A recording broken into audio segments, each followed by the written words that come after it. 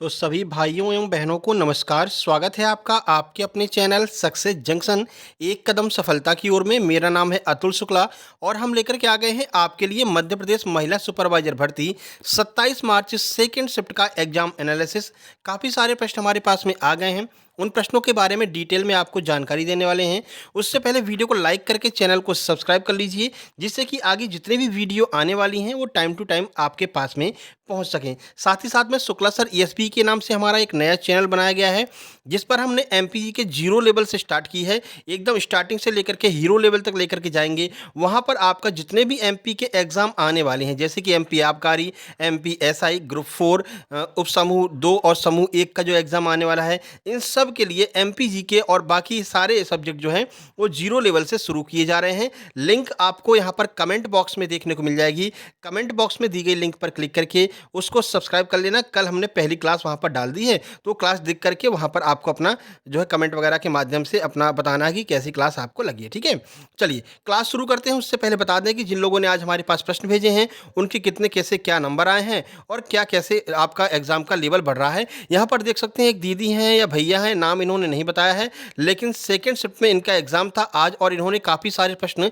लिख करके हमारे पास में भेजे हैं, जिनको अभी हम सॉल्व करने वाले हैं। इसके अलावा आप यहाँ पर देख सकते हैं इनके 154 नंबर आए हैं। ठीक है, 26 तारीख को कोई एग्ज़ाम नहीं था, 27 तारीख को इनका एग्ज़ाम था। इन्होंने सारी चीज़ें लिख करके बताई हैं और इन्होंने हमारे सुपर सिलेक्शन नोट्स भी ले रखे थे, 154 नंबर।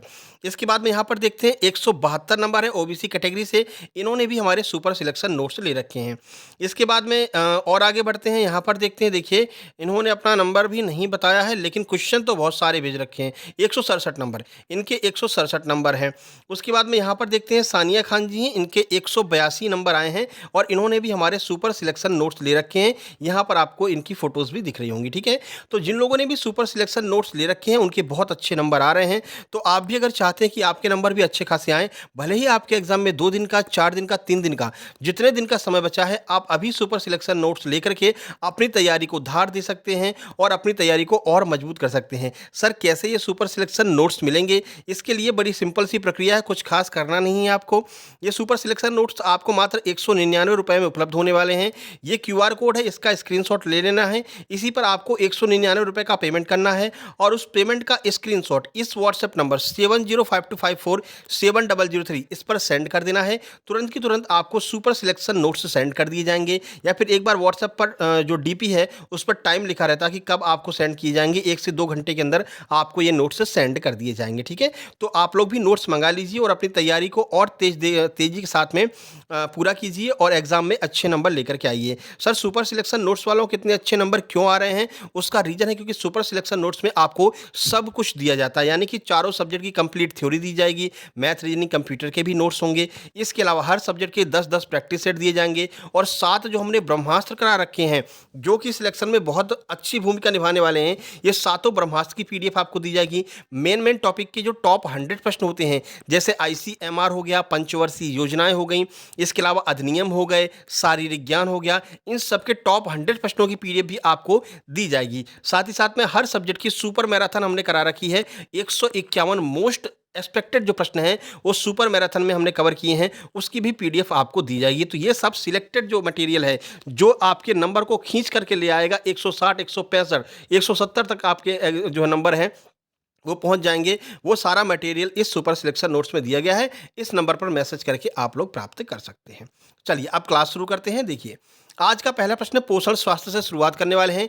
विटामिन ए अभी तक खो गया था बेचारा, विटामिन ए 3-4 शिफ्ट में नहीं आया था, फिर से आ गया। विटामिन ए की जो है क्या कार्य है, आज विटामिन ए के कार्य पूछे गए हैं। तो सबसे पहले आपको कमेंट बॉक्स में कमेंट करना है विटामिन ए का रासायनिक नाम क्या होता है। ये आज का पहला प्रश्न जिसे कमेंट बॉक्स में कमेंट करना है। फिलहाल विटामिन ए के बारे में संपूर्ण जानकारी आपको देते हैं। उससे पहले आपको बता दें इंस्टाग्राम पर हमारा आईडी है सक्सेस जंक्शन 777 के नाम से। वहां पर हमने ये विटामिन की एक सीरीज चालू कर रखी रखी है, vitamin A, B, C, D, E. आज हमने विटामिन ई भी डाल दिया है, ठीक है? तो वो इंस्टाग्राम की आईडी आपको ज़रूर फॉलो कर लेनी है, सर्च कर लेना सक्सेस जंक्शन 777 के नाम से है, नहीं तो लिंक आपको डिस्क्रिप्शन बॉक्स में मिल जाएगी, वहाँ से फॉलो कर लेना।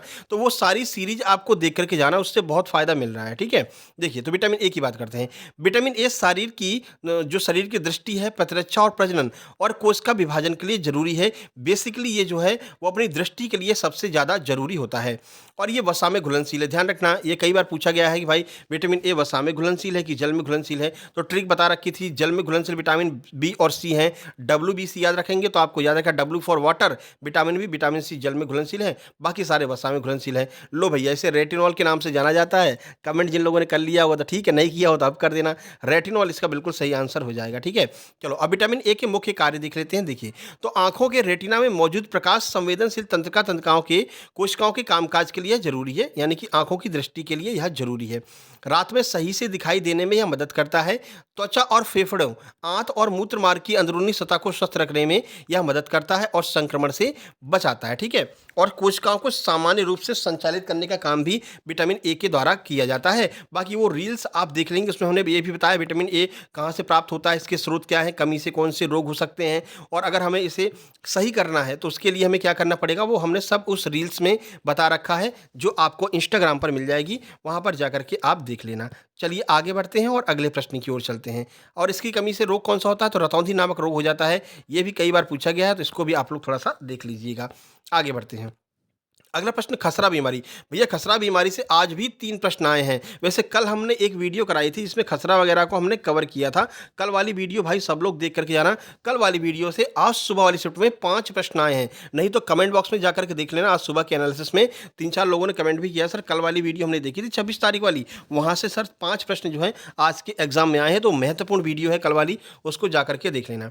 देखो भैया, खसरा बीमारी की बात कर लेते हैं। इसके लक्षण आज पूछ लिए हैं। तो देखो, बीमार व्यक्ति जो खसरा से ग्रसित है वो क्या क्या अनुभव कर सकता है। सबसे पहले, दर्द की जगह दर्द का एहसास होगा, लेकिन कहाँ पर, मांसपेशियों में दर्द होता है खसरा में। उसके बाद पूरे शरीर में अच्छा महसूस न करना, बुखार रहेगा, थकान रहेगी, भूख नहीं लगेगी, ये पूरी शरीर पर इफेक्ट पड़ता है। नाक से संबंधित क्या है, तो नाक हमेशा बहती रहेगी, छींकता रहेगा व्यक्ति। ये और क्या हो सकता है वो भी देख लो। त्वचा पर दरोरा पड़ेगा, मेन जो रीजन है वो यही है, त्वचा पर दरोरा पड़ेगा। पिंक आई, यानी कि आंखें जो है वो आएंगी, जैसे आंखें सूज जाती है ना, कहते नहीं उसकी आंख आ गई है, ठीक है? सूखी खांसी आएगी, कॉपलिक धब्बे होंगे, गले में खराश, दस्त, रोशनी से परेशानी होना, सिर दर्द, सूजी हुई लसका ग्रंथि यानी लिम्फ नोड जो होता है उसका आकार बढ़ जाएगा।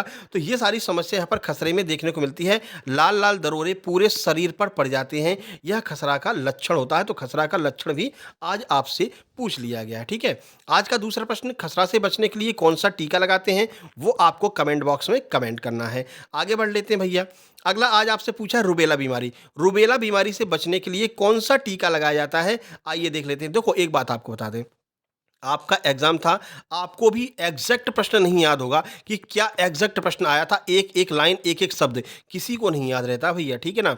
लेकिन जो एग्जाम से बाहर निकलता है उसे थोड़ा सा आइडिया रहता है कि सर ये वाला प्रश्न पूछा था, आज रुबेला बीमारी का सर टीका पूछा था, आज सर खसरा बीमारी के लक्षण पूछे थे, ठीक है? तो जैसा वो लोग हमारे पास में भेजते हैं वैसा हम यहाँ पर एग्जाम एनालिसिस कराते हैं। बहुत सारे लोग नीचे आ जाएंगे कमेंट करने के लिए, सर मेरा पेपर था, ये वाला प्रश्न ऐसे नहीं आया था, ऐसे आया था। तो भैया आपने भेजा क्यों नहीं, आपको भेजना चाहिए था, है ना?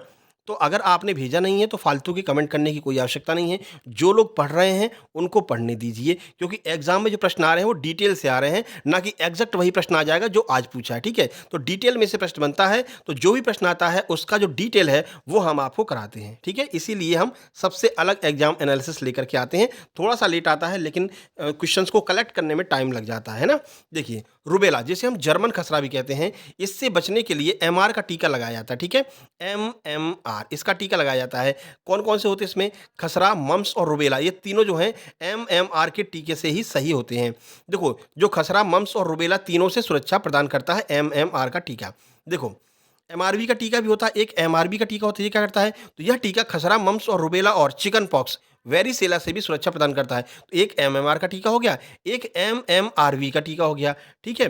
और आगे बढ़ लेते हैं। ये टीका लगवाना कब रहता है? देखो, बच्चों को आमतौर पर पहली खुराक 12 से 15 महीने की उम्र के बीच में और दूसरी खुराक स्कूल में प्रवेश करने से 4 से 6 साल की उम्र में दी जाती है। देखो, अगर आपके एग्जाम में 9 महीना लिखा जाता है तो आप 9 महीना भी लगा सकते हैं, लेकिन डब्ल्यूएचओ ने कहा है कि 9 महीने पर केवल उन जगह पर लगाया जाएगा जहां पर खसरा, मम्स, रुबेला ज़्यादा फैलते हैं, वहां पर 9 मंथ पे लगाते हैं, नहीं तो 12 से 15 महीने पर ही लगाया जाता है। ठीक है। दूसरी खुराक 4 से 6 साल की उम्र में दी जाती है। ये खुराक से संबंधित प्रश्न भी पूछे गए हैं। इसके फायदे क्या होंगे टीका लगवाने के रुबेला के? तो एमएमआर टीका लगवाने से रुबेला से बचाव हो सकता है और यह जीवन भर इसके खिलाफ सुरक्षा प्रदान करता है। एक बार अगर आप लगा लेंगे तो जीवन भर आप रुबेला से मुक्त हो जाएंगे। टीका लगवाने के बाद में संक्रमण काल ध्यान रखो, संक्रमण काल अभी पूछ लिया था, खसरा का संक्रमण काल पूछ लिया था 10 से 14 दिन वाला, ठीक है ना? तो इसका भी संक्रमण काल पूछ सकते हैं, देख लीजिए। एमएमआर टीका लगवाने के 2 सप्ताह के भीतर सुरक्षा मिलनी शुरू हो जाती है, वही आपका 7 से 14 दिन ही माना जाता है, ठीक है? इसका भी जो संक्रमण काल है वो 10 से 14 दिन ही होता है। अब यहाँ पर सप्ताह में दे दिया तो सप्ताह में याद रखना है। एनीमिया के बारे में पूछा गया है कि भैया किसकी कमी से एनीमिया रोग हो जाता है? सुबह पूछा था कि आयरन की कमी से कौन सा रोग होता है, तो घुमा फिरा करके प्रश्न तो वही बन रहे हैं। तो देखो, एनीमिया रोग आयरन की कमी से हो जाता है, इसको पूरा नहीं समझाएंगे। ऑलरेडी आपको बता चुके हैं कि एनीमिया में क्या होता है, जो आरबीसी होती हैं वो आरबीसी की संख्या कम हो जाती है और उनकी जो मतलब कि जो घनत्व होता है वो घनत्व बढ़ जाता है। यानी पहले छोटी छोटी आरबीसी होती थी तो संख्या बहुत ज़्यादा होती थी, आराम से ब्लड को ले जाती थी, ऑक्सीजन को सीधे हार्ट तक पहुंचाती थी, हार्ट बाकी जगह पर पहुंचाता था। लेकिन अब क्या होता है, जब एनीमिया हो जाता है तो ये आरबीसी की संख्या बड़ी हो जाती है। तो आरबीसी की संख्या तो बड़ी हो गई, मतलब कि आरबीसी का घनत्व तो बड़ा हो गया, आकार तो बड़ा हो गया, लेकिन संख्या कम हो गई। जबकि हमें आकार से मतलब नहीं है, संख्या ज़्यादा होना चाहिए। तो ये संख्या कम होती है, आकार बड़ा होता है, उसे हम एनीमिया कहते हैं और आयरन की कमी की वजह से यह रोग होता है। अब बताइए आज का कौन सा नंबर का प्रश्न है भैया, दूसरा है तीसरा है? जो भी हो, हमको प्राकृतिक रूप से आयरन कहाँ से मिलता है, कौन सी सब्जी से हमें प्राकृतिक रूप से आयरन मिलता है? ठीक है, वो जिस भी सब्जी से मिलता है, लेकिन आपको पता है अगर हमें प्राकृतिक रूप से आयरन लेना है तो भाई इसके लिए हमें क्या जरूरत पड़ेगी? विटामिन सी की आवश्यकता पड़ती है। विटामिन सी प्राकृतिक रूप से जो हम आयरन लेते हैं उसको अवशोषित करने में मदद करता है। यह प्रश्न भी पूछा जा चुका है कि प्राकृतिक रूप से लेने वाले आयरन को अवशोषित करने में कौन सा विटामिन सहायता प्रदान करता है, तो वो विटामिन सी होता है। फिलहाल आपको कमेंट करना है कौन सी ऐसी सब्जी है जिसकी मदद से हमें विटामिन जो है आयरन प्राप्त होता है। आगे समझ में? आगे आईसीडीएस योजना फिर से पूछ लिया, आज सुबह ही पूछी थी। तो आईसीडीएस योजना का उद्देश्य क्या है? आज सुबह पूछा था किसको किसको लाभ मिलता है और इसमें पूछा कि आईसीडीएस योजना का उद्देश्य क्या है। तो उद्देश्य आपको बता देते हैं। आईसीडीएस योजना जो है वो जो गर्भवती महिलाएं हैं, पहली बात गर्भवती महिलाएं, दूसरी बात जो माताएं दूध पिला रही हैं बच्चों को यानी कि धात्री माताएं, तीसरी बात 0 से 6 वर्ष तक के बच्चे और जो 15 से 44 वर्ष की जो महिलाएं हैं उनको और किशोरियों को लाभ प्रदान करने के लिए यह योजना शुरू की गई है। आईसीडीएस योजना के अंतर्गत इतने लोगों को लाभ प्रदान किया जाता है। बेसिकली मेन फोकस 0 से 6 वर्ष तक के बच्चे, गर्भवती और स्तनपान कराने वाली महिलाओं पर रखा जाता है। इनको पोषण जो पूरक पोषण आहार होता है वो दिया जाता है, बच्चों को प्रारंभिक शिक्षा दी जाती है। प्री स्कूल से आज बहुत प्रश्न आए हैं, कल एक काम करते हैं प्री स्कूल के ऊपर, कल सुबह 9 से 10 बजे के बीच में एक वीडियो आएगी, प्री स्कूल को हम पूरा कवर करने वाले हैं क्वेश्चन सहित, क्योंकि भैया प्री स्कूल से हर एक शिफ्ट में 3 से 4 प्रश्न आ रहे हैं, तो ये महत्वपूर्ण टॉपिक है। तो एक्स्ट्रा टॉपिक वाली जो वीडियो होती है उसमें हम इसको कल सुबह कवर करेंगे। चलिए भैया, आईसीडीएस समझ में आ गया। लोगों ने सुबह हमने कमेंट बॉक्स में पूछा भी था कि आईसीडीएस योजना कब शुरू की गई थी, तो लोगों ने नीचे कमेंट भी कर दिया था 1975 में। आगे बढ़ लेते हैं।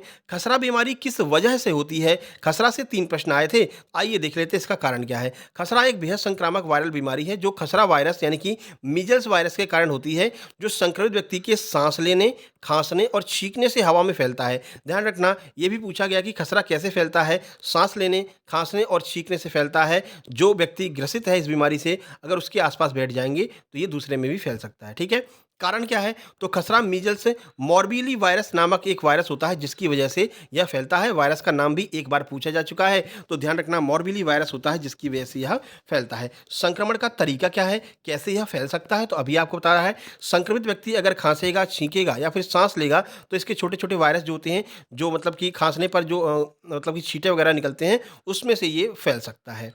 ठीक है, चलिए, अब यही सारी जानकारी यहाँ पर दी गई, संक्रमण अवधि पूछी जा चुकी है, तो ध्यान रखना संक्रमण की अवधि खसरा पीड़ित व्यक्ति दाने निकलने से 4 दिन से पहले, दाने निकलने के 4 दिन बाद तक दूसरों को संक्रमित कर सकते हैं, ठीक है ना? यानी कि अगर किसी व्यक्ति के दाने निकल गए हैं खसरा वाला, तो 4 दिन बाद तक भी वो जो है संक्रमित कर सकता है। 4 दिन के आस-पास अगर आप उसके पास बैठे हैं, तो आप संक्रमित हो सकते हैं, ठीक है? बाकी इसके टीके की संक्रमण अवधि कितनी होती है? 10 से 14 दिन होती है, ये आपको ऑलरेडी बता चुके हैं। चलो भैया, विटामिन बी9 का रासायनिक नाम पूछा गया था, कुल मिलाकर के पूछा गया था विटामिन बी9 क्या है? विटामिन बी9 से संबंधित प्रश्न आया था।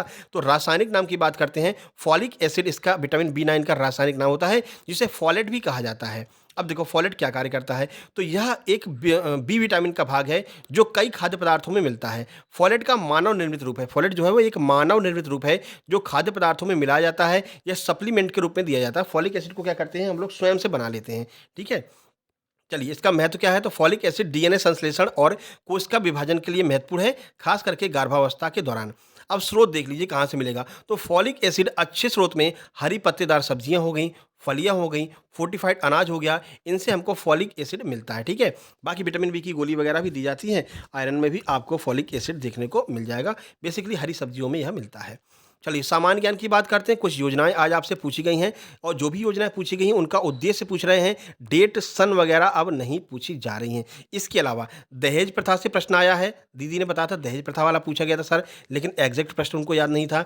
इसके अलावा जो बालक वाला आपका बालक श्रम निषेध वाला जो एक्ट है, वहाँ से पूछा गया था। तो दहेज प्रथा, बालक श्रम निषेध एक्ट, इनको हमने कल कवर कराया 26 तारीख को, ठीक है? कल एग्ज़ाम नहीं था, लेकिन हमने एक्स्ट्रा क्लास लेकर के इन सारी चीज़ों को कवर कराया। वहीं से आज 4-5 क्वेश्चन आए हैं, तो कल वाली वीडियो सब लोग देख लेना। 10,000 के ऊपर उस पर व्यूज़ आ चुके हैं, 26 मार्च लिखा होगा। स्टार्टअप इंडिया योजना का क्या उद्देश्य है, यह आपसे पूछा, आइए देख लेते हैं। देखो, तो स्टार्टअप इंडिया जो योजना है, इसका मुख्य उद्देश्य भारत में स्टार्टअप और नवाचार के लिए एक मजबूत इकोसिस्टम बनाना है। आप कोई बिजनेस अगर आप चालू करना चाहते हैं, तो भारत सरकार आपको पूरी मदद करेगी। यह इस योजना का मुख्य उद्देश्य है। मोटी-मोटी बात हमने आपको बता दी, जिससे आर्थिक विकास और रोजगार के अवसर बढ़ सकें, ठीक है? देखो, उद्देश्य की बात करें तो देश में स्टार्टअप और नवाचार को बढ़ावा देना, एक मजबूत और समावेशी इकोसिस्टम निर्माण करना, आर्थिक विकास को गति देना और रोजगार के अवसर पैदा करना, यह मुख्य उद्देश्य है स्टार्टअप इंडिया योजना का। यही 4 ऑप्शन में आपके दिया गया होगा। आगे बढ़िए। स्वच्छता मिशन की शुरुआत कब की गई थी, यह पूछा गया, तो सबको पता भैया 2 अक्टूबर 2014 को स्वच्छता मिशन की शुरुआत की गई थी। क्यों की गई थी वो देख लेते हैं। पीएम नरेंद्र मोदी जी ने स्वच्छ भारत मिशन की शुरुआत नई दिल्ली राजपथ पर इसकी शुरुआत करते हुए कहा था कि एक स्वच्छ भारत के द्वारा ही देश 2019 में महात्मा गांधी की 150वीं जयंती पर अपनी सर्वोत्तम श्रद्धांजलि दे सकता है। महात्मा गांधी जी का यह उद्देश्य था, यह लक्ष्य था, यह सपना था कि जो भारत है वो एकदम स्वच्छ रहे। अपने आसपास वो स्वयं स्वच्छता रखते थे। जो पखाना होता है, जो लैट्रिन रूम होता है ना, जहाँ पर आप लोग फ्रेश होने जाते हैं, उसकी सफाई वो अपने लैट्रिन रूम की सफाई खुद करते थे वो, ठीक है? तो सफाई उनको बहुत पसंद थी और ये बताते भी थे भैया सफाई से बीमारियां नहीं फैलेंगी, ऐसी-ऐसी चीज़ें। तो वो सपना था उनका कि भारत हमेशा स्वच्छ रहे। तो इसी सपने को पूरे करने के लिए महात्मा गांधी जी की 150वीं जयंती पर श्रद्धांजलि देने के लिए 2 अक्टूबर 2014 को इस योजना की शुरुआत की गई थी, ठीक है? देश भर में व्यापक तौर पर राष्ट्रीय आंदोलन के रूप में शुरू किया गया, जिससे कि भारत देश स्वच्छ हो सके। तो यह मुख्य उद्देश्य यही था कि भारत को स्वच्छ करना। आगे बढ़िए। यूपीआई का पूर्ण रूप क्या है? ये आज शाम को नहीं, आज सुबह वाली शिफ्ट में आया है, लेकिन ये महत्वपूर्ण प्रश्न है, यहाँ से प्रश्न बनेंगे आगे भी। तो हमने कहा क्यों ना यूपीआई को इस वाली शिफ्ट में कवर करा देते हैं। तो देखो, यूपीआई का फुल फॉर्म है यूनिफाइड पेमेंट इंटरफेस, ठीक है? जिसे हिंदी में एकीकृत भुगतान इंटरफेस कहते हैं। अब इसका उद्देश्य क्या है देखो, तो क्या है यूपीआई? यूपीआई एक ऐसी प्रणाली है जो कई बैंक खातों को एक ही मोबाइल एप्लीकेशन से जोड़ती है। अब जैसे फ़ोन पे हो गया, ठीक है, गूगल पे हो गया। अब जैसे हमने आपको ऊपर क्यूआर कोड दिया है, इससे पहले क्यूआर कोड का भी प्रश्न आ चुका है, ठीक है ना, कि क्यूआर कोड क्या होता है। और आज जो है आपका यूपीआई पूछा है, तो जैसे हमने क्यूआर कोड आपको दिया है, आप उस पर जब पेमेंट करेंगे तो मोबाइल से करेंगे, है ना? तो मोबाइल से क्या करेंगे कि या तो उसकी फ़ोटो खींच करके उसको आप जो है जो स्कैन वाला ऑप्शन आता है वहाँ पर जाएँगे और उस पर क्लिक करेंगे, फिर गैलरी से वो फ़ोटो उठा लेंगे, वहाँ से पेमेंट कर देंगे। लेकिन जो ये सारा काम जो आप करेंगे वो एक यूपीआई ऐप के माध्यम से करेंगे, ठीक है ना? तो इसी को हम यूपीआई कहते हैं, जो सारे बैंक खातों को एक मोबाइल में ला करके जोड़ देता है। यही आपकी यूपीआई सुविधाएं होती हैं, जिसमें कई बैंकिंग सुविधाएं, सहज फंड रूटिंग, मर्चेंट भुगतान एक जगह पर ही मिल जाते हैं। तो आजकल तो यूपीआई के बारे में सब लोग जानते हैं, हर दुकान पर आप जाकर के देखेंगे फ़ोन पे, गूगल पे, पेटीएम वेटीएम लगा रहता है, तो वही आपका यूपीआई होता है। फुल फॉर्म ध्यान रखना, ये आपसे पूछा जा चुका है। अगला है देखो, अगर कोई माता-पिता बच्चों को गोद लेना चाहते हैं, तो सरकार के द्वारा उन्हें क्या सुविधा मिलेगी? यानी कि दत्तक जो आपका दत्तक पुत्र वाला प्रश्न है, वहाँ से यह प्रश्न पूछा गया है। दत्तक का अर्थ होता है गोद लेना, ठीक है? देखो, तो जब माता-पिता बच्चों को गोद लेते हैं, तो सरकार उन्हें कानूनी और वित्तीय सहायता प्रदान करती है, जैसे कि बच्चे की देखभाल के लिए मासिक वजीफ़ा दिया जाता है, कानूनी शुल्क में सहायता दी जाती है और गोद लेने के बाद बच्चों और दत्तक माता-पिता के बीच संबंधों की निगरानी भी लगातार सरकार के द्वारा की जाती रहती है। तो दत्तक पुत्र से आज यह प्रश्न आपका पूछा गया था। पहले भी यह प्रश्न आ चुका है कि भैया जो दत्तक पुत्र होता है, यानी कि अगर हम किसी को गोद ले रहे हैं, तो क्या-क्या कागज़ात की आवश्यकता पड़ेगी, ये पूछा जा चुका है। ठीक है? कौन-सा एक्ट है, ये पूछा जा चुका है। कितनी उम्र होनी चाहिए, उम्र का अंतर भी पूछा जा चुका है। इसको आप थोड़ा-सा देख लेंगे। कल एक काम करते हैं, ये वाला भी हम कवर कर लेंगे और साथ ही साथ में जो आपका ऊपर प्रश्न पूछा गया था उसको भी हम कवर कर लेंगे, जो बच्चों वाला प्रश्न था। ठीक है? चलिए अगला देखिए, महिला सशक्तिकरण योजना का मुख्य उद्देश्य क्या है? तो महिला सशक्तिकरण योजना का मुख्य उद्देश्य महिलाओं को सामाजिक, आर्थिक और राजनीतिक रूप से सक्षम बनाना है, ताकि वे अपने अधिकारों और अवसरों के बारे में जागरूक हो सकें और उन्हें प्राप्त कर सकें। यह इसका मुख्य उद्देश्य है। बाकी कंप्यूटर के 2 से 3 प्रश्न ये आए थे। एक प्रश्न पूछा था 1 जीबी में कितना एमबी होता है? तो भैया 1024 एमबी 1 जीबी के अंतर्गत होता है। तो ये प्रश्न भी पूछे जा रहे हैं आगे आपसे, और टीबी वगैरह मतलब टेराबाइट में कितना होता है, मेगाबाइट फुल फॉर्म क्या होता है, जीबी का फुल फॉर्म गीगाबाइट होता है। तो ये सारी चीज़ें आगे पूछी जा सकती हैं, थोड़ा-सा देख करके जाना। बाकी एमएस वर्ड, एमएस एक्सेल से 1-2 प्रश्न आ रहे हैं और आपको हमने कंप्यूटर की अलग से पीडीएफ दे रखी है, जिन्होंने 199 वाले जिन लोगों ने ले रखा है, उसमें हमने टॉप 150 प्रश्न दे रखे हैं। उन टॉप 150 प्रश्नों में हमने MS Word, MS Excel, PowerPoint, internet, इन चारों चीज़ों को एक साथ कवर किया है। वो वाली पीडीएफ आप देख लेना, आपका काम कंप्यूटर का हो जाएगा। चलिए भैया मैथ की बात करते हैं, तो वही बहुलक और माध्यिका आज सुबह वाली शिफ्ट में आया था और शाम वाली शिफ्ट में भी आया है। एक प्रश्न आपका आया था, मूलधन 5000 है, दर 6% है, तो 7 वर्षों का साधारण ब्याज क्या होगा? शायद 6 वर्ष ही थे, 7 नहीं थे, 6 वर्ष ही थे, ठीक है ना? 7 तो सुबह था। तो क्या करना रहेगा? आपको पता है 5000 लिख दीजिए, ठीक है? पीआरटी अपॉन 100, रेट क्या है 6, समय क्या है 6, नीचे 100 का भाग दे दीजिए। 2 जीरो से 2 जीरो कट जाएगा, छकनक 36 हो जाएगा, 36 में 50 का गुणा कर दो, वही आपका आंसर हो जाएगा। 5 छंगे 30 की जीरो हाथ से लगी 3, 5 3 15 3 18 और 1 जीरो ये बचा है। 1800 रुपए यहाँ पर जो है साधारण ब्याज की प्राप्ति होगी। इस तरह के प्रश्न आपके एग्जाम में पूछे जा रहे हैं। रेशियो का प्रश्न पूछा जा रहा है, बहुत सिंपल पूछा जा रहा है, लेकिन बहुलक और माध्यिका ये प्रश्न थोड़े से अच्छे लेवल के आ रहे हैं, तो इनको कवर किया गया है। कल वाली वीडियो में भी बहुलक और माध्यिका के बारे में बताया था, 26 मार्च वाली में, उसमें भी बताया था, और इससे पहले हम ऑलरेडी अलग से वीडियो बना चुके हैं, आप देख लेना, लिखा होगा गणित और नीचे लिखा होगा माध्य माध्यिका बहुलक परिसर। ये वाली वीडियो बहुत महत्वपूर्ण है, इसको सब लोग देख करके जाना, ठीक है? बाकी हमने जो शुक्ला सर ईएसबी पर क्लास चालू की है, वहाँ पर ये सारी चीज़ें हम कवर कराएँगे, आपके एमपी आबकारी, एमपी एसआई, एमपी पुलिस, इन सब के लिए, तो वहाँ पर कवर कर लेंगे, ठीक है? लेकिन वो चैनल आपको कमेंट बॉक्स में मिल जाएगा, उसको आपको ज़रूर सब्सक्राइब करना है। चलिए, रीजनिंग से कुछ इस तरह का प्रश्न पूछा गया था सीरीज में। तो देखो, 7 में क्या कर रहे हैं? +3 कर रहे हैं, 10 में क्या कर रहे हैं? +5 कर रहे हैं, +7 कर रहे हैं, इसके बाद क्या करेंगे? इसके बाद ये लोग +13 कर रहे हैं। यानी कि ये जो जो एकदम अभाज्य संख्या होती है ना, उसकी सीरीज चल रही है। 5 हो गया, 7 हो गया, 3 हो गया, 13 हो गया, इसके बाद अभाज्य संख्या कौन सी होगी? इसके बाद 17 आएगी, बस इसी 17 को इसमें जोड़ दो, तो -52 जो है वो इसका बिल्कुल सही आंसर हो जाएगा। ये आपकी सीरीज इस तरह की पूछी जा रही है। कोडिंग डिकोडिंग का 2 प्रश्न आया था, एक प्रश्न आपका ब्लड रिलेशन से भी पूछा गया था। चलिए, बालक शिक्षा देखभाल की बात कर लेते हैं सीडीपी में।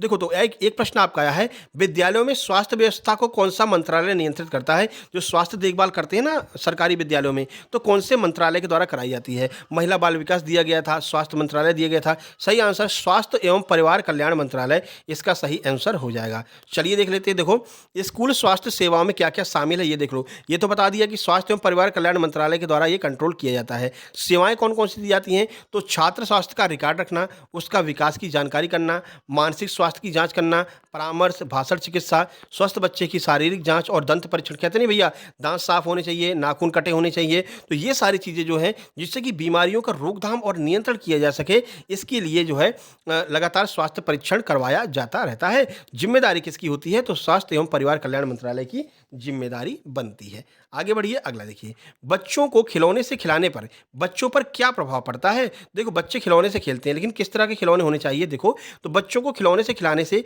कई सकारात्मक प्रभाव पड़ते हैं, जैसे कि संज्ञानात्मक का अर्थ है उसका दिमाग तेज होता है। आजकल के जो माता पिता हैं वो बहुत टैलेंटेड है भैया। अब जो खिलौने होंगे ना, वो भी ऐसे लेकर के आएंगे कि वो एक बुक ले आएंगे, बुक में ABCD लिखी रहेगी, ठीक है, उसको दबाते ही ए फॉर एप्पल बोलने लगेगा, बी फॉर बैट बोलने लगेगा, सी फॉर कैट बोलने लगेगा। तो क्या होता है, बच्चे खेलते भी रहते हैं और पढ़ते भी रहते हैं, यानी उनका संज्ञानात्मक विकास, बुद्धि का विकास भी होता रहता है। मोटर कौशल का विकास का अर्थ है कि यानी कि अंगों को चलाना, हाथ चला रहे हैं, पैर चला रहे हैं, वॉकर में बैठे हैं, ठीक है, कबड्डी खेल रहे हैं, छोटे छोटे बच्चों के साथ में दौड़ भाग कर रहे हैं, तो वहाँ से क्या होता है, मोटर कौशल का विकास होता है, यानी अंगों का विकास होता है। रचनात्मकता, क्रिएटिविटी, कि आज देखो, आज तुमको हम एक कार्ड दे रहे हैं, इस कार्ड पर तुमको ये बताना है कि बताओ ये जो लिखा है ना, इसको क्या कहते हैं। तो यहाँ पर क्या है, बच्चे में क्रिएटिविटी जो है जागृत होती है, क्रिएटिव माइंड बनता है। कल्पनाशीलता, बता दिए, देखो एक समय पर एक राजा हुआ करता था, एक रानी हुआ करती थी, फिर उसके बाद में वहाँ पर उनके सैनिकों ने आक्रमण कर दिया, ये कर दिया, वो कर दिया, तो क्या हुआ, बच्चों में कल्पनाशीलता की वृद्धि भी जो है मतलब कि माता पिता करते हैं, और सामाजिक कौशल का विकास भी यहाँ पर किया जाता है।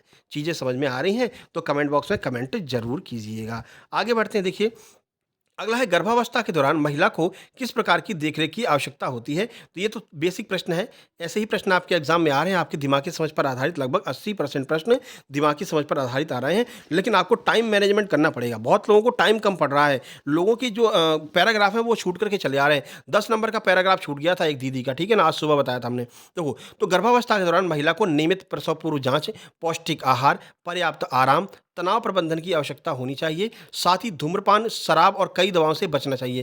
पहले भी आपको बताया था, धूम्रपान और शराब नहीं लेना है। अगर ऐसा करते हैं तो बच्चों के मानसिक विकास पर इसका इफेक्ट पड़ता है और सेरेब्रल पाल्सी नामक बीमारी हो सकती है। ये सेरेब्रल पाल्सी 4 बार आ चुकी है आपके एग्जाम में, 3 से 4 बार पूछी गई है। आज सुबह भी हमने उसको डिटेल में कराया है, सुबह वाला भी एग्जाम एनालिसिस सब लोग देख लेना। हर एक एग्जाम एनालिसिस देखिए भाई साहब, कम से कम 10 से 12 नंबर का आपको फायदा होगा एग्जाम एनालिसिस देखने से, ठीक है। चलिए, बाकी पियाजे का सिद्धांत पूछा गया था, अब एग्जैक्ट प्रश्न नहीं मिल पाया है। प्री स्कूल से 2 से 3 प्रश्न हैं, तो प्री स्कूल को कल हम सुबह कवर कर लेंगे 9 से 10 बजे के बीच में, या फिर 10:30 तक भी, 10 मान के चलिए, 10 बजे के बीच में आपके पास में वीडियो आ जाएगी। चलिए, प्रबंधकीय कौशल, प्रबंधकीय कौशल में पैराग्राफ से 10 प्रश्न आ ही रहे हैं। आज आपकी पंचवर्षीय योजना भी पूछी है। 8वीं पंचवर्षीय योजना का उद्देश्य क्या था, लक्ष्य क्या था, यह पूछा गया है, तो आइए इसको डिटेल में कवर करते हैं। 8वीं पंचवर्षीय योजना 1992 से 97, टाइमिंग याद रखना।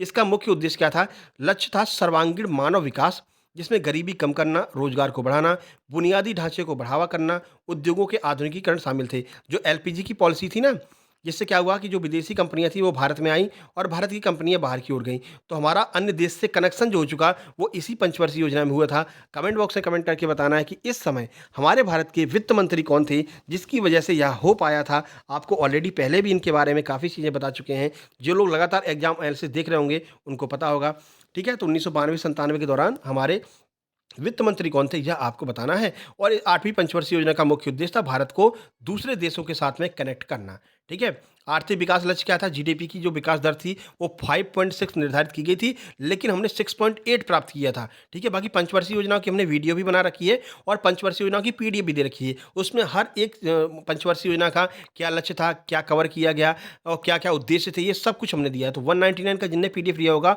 उनको पंचवर्षीय योजनाओं की पीडीएफ अलग से दी गई होगी, वो पंचवर्षीय योजनाओं की पीडीएफ पढ़ करके जाएंगे। 2 से 3 प्रश्न अगर पंचवर्षीय योजनाओं के आ जाते हैं तो बल्ले बल्ले हो जाएगी, वो पीडीएफ से सारे प्रश्न आएंगे, उससे बाहर नहीं जाएगा, ठीक है।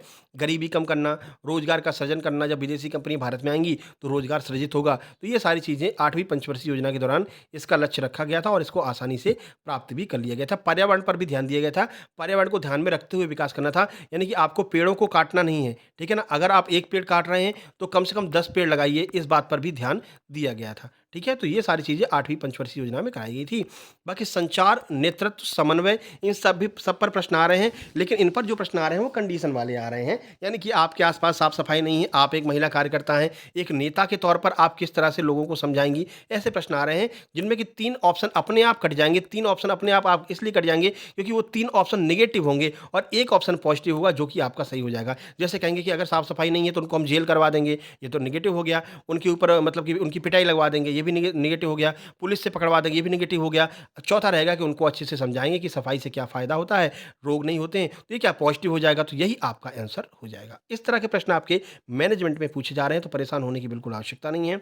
ये हमारा व्हाट्सएप नंबर है जिस पर आपको अपने एग्जाम के क्वेश्चन भेज देने हैं। भैया हाथ जोड़कर विनम्र निवेदन है, कृपया प्रश्नों को जरूर भेज दिया करो, ठीक है। 1 से 1.5 घंटे के अंदर, आज बहुत कोशिश की तब जाकर के कहीं ये प्रश्न मिल पाए, तो एग्जाम एनालिसिस भी लेट हो जाता है, ठीक है ना? जैसे आज आप एग्जाम एनालिसिस का इंतज़ार कर रहे थे, वैसे कल कोई और इंतज़ार कर रहा होगा। आज जिन लोगों ने प्रश्न भेजा है, आपके पास में प्रश्न पहुँचे हैं, कल आप प्रश्न भेजेंगे तो उन लोगों के पास में प्रश्न पहुँचेंगे, ठीक है ना? तो इस तरह से एक-दूसरे की हेल्प करना ज़रूरी है। ये व्हाट्सएप नंबर है, अपने नाम के साथ में अपने प्रश्नों को भेज दिया कीजिए। ये हमारा फेसबुक पेज है, इसको जॉइन कर लेना। यहाँ पर छोटे-छोटे आर्टिकल हम डालते रहते हैं, लिंक आपको डिस्क्रिप्शन बॉक्स में मिल जाएगी। सक्सेस जंक्शन के नाम से ही है अपना ये जो चैनल वाला लोगो वहाँ पर लगा है, ठीक है? तो वीडियो को लाइक, शेयर और सब्सक्राइब कर दीजिएगा। मिलते हैं कल सुबह 9 बजे वाली वीडियो में, जिसमें हम प्रारंभिक शिक्षा को कवर करेंगे, प्री स्कूल को कवर करेंगे। तब तक के लिए नमस्कार, धन्यवाद।